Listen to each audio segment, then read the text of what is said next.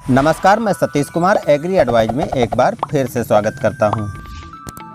चलिए आज हम अपना खेत दिखाते हैं जो रोपाई के 30 दिन का समय हो चुका है। इसमें कल्लू की संख्या कितनी है और क्या क्या हमने अपने धान की फसल में डाला है।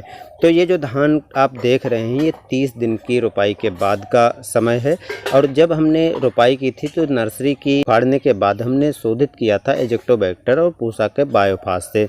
उसके बाद हमने रोपाई कर दी थी और रोपाई करने के तुरंत बाद हमने प्लेटिडाक्लोर का यूज किया था, क्योंकि यदि हम इसका यूज नहीं करें तो खरपतवार काफ़ी उग जाते हैं। पानी हमारे वहाँ ज़्यादा दिन तक रोकना संभव नहीं है और ट्यूबवेल आदि की व्यवस्थाएं भी नहीं है। बलुई मिट्टी होने के कारण रोपाई के बाद हमको प्लेटिडाक्लोर आदि डालना पड़ता है। जब इसके बाद 10 दिन तक हमने अपने धान की फसल में कोई भी उर्वरक को इसलिए नहीं दिया क्योंकि शुरुआत में हमने जैविक जीवाणुओं से बीज को शोधित करके बुआई किया था। इसलिए जब धान 10 दिन का हो गया था तो उस समय हमने यूरिया में जिंक मिला करके और साथ में कवर जो धनुका का आता है उसको भी हमने साथ में मिला करके दिया था, जिससे जो तना छेदक है उस पर कंट्रोल हो सके। लेकिन कवर का इतना इफ़ेक्टिव रिजल्ट नहीं मिला और 25 दिन के बाद हमको पुनः रोग दिखाई पड़ने लगा।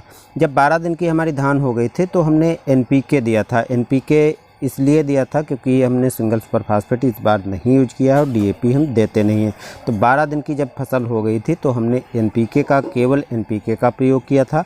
और उसके बाद जो है हमने पत्ती लपेटक कीट लग चुका था तो इसलिए लैम्डासाइलोथ्रीन का स्प्रे कर दिया था, क्योंकि लैम्डासाइलोथ्रीन जो है पत्ती लपेटक कीट पे काफ़ी अच्छे से कंट्रोल करती है। उस समय तक हमको तनाछेदक दिखाई रोग नहीं दिया था। जब हमारी धान 15 या 18 दिन की हो गई थी, इतना क्लियर हमें याद नहीं है, लेकिन उस समय हमने सागरिका को दिया था। और सागरिका को देने के बाद हमने लगभग 2 से 3 दिन के बाद हल्की सिंचाई कर दी थी, जिससे खेत में पर्याप्त नमी बनी रहे। उसके बाद अब हमारी धान की फसल हो गई है 30 दिन की। तो आप यहाँ पर देख सकते हैं कि कल्ले जो हैं वो काफ़ी अच्छी संख्या में निकले हैं। क्योंकि हमने पहले ही बताया था कि हमारे वहाँ पानी की काफ़ी समस्या रहती है, तो इसलिए हमने थोड़ा थोड़ा हल्का पानी लगा करके ही काम चलाते हैं। लेकिन कल्लों की संख्या की बात की जाए तो कल्ले लगभग 30 से लगा करके 40 तक हमारे धान के फसल में निकले हैं। और जो वैरायटी हमने लगाई है वो 120 दिन में ही पककर तैयार होने वाली है, जिसका नाम है टाटा का रील 10। तो इस प्रकार से हमने बहुत अधिक खर्चा नहीं किया है, नॉर्मल डोज दे करके ही, और बहुत अच्छी इसमें टेलिंग हुई है। हाँ, इतना ज़रूर है कि बीच में हमने पाटा भी एक बार लगाया था जब 20 दिन की हमारी धान हो गई थी। यानी पहले हमने सागरिका दे दिया था, उसके लगभग 4 से 5 दिन के बाद हमने उसमें खेत में पाटा लगा दिया था।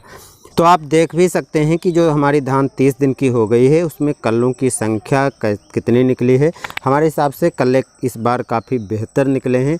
जो हमने गिन के देखा है, कुछ पौधों में हमने गिन के देखा है तो कुछ पौधों में 30 या 28 निकले हैं, तो कुछ में 40 से 42 तक भी कल्लों की संख्या हो गई है। तो नॉर्मल हम कह सकते हैं कि कल्लों की संख्या का काफ़ी अच्छा विकास हुआ है।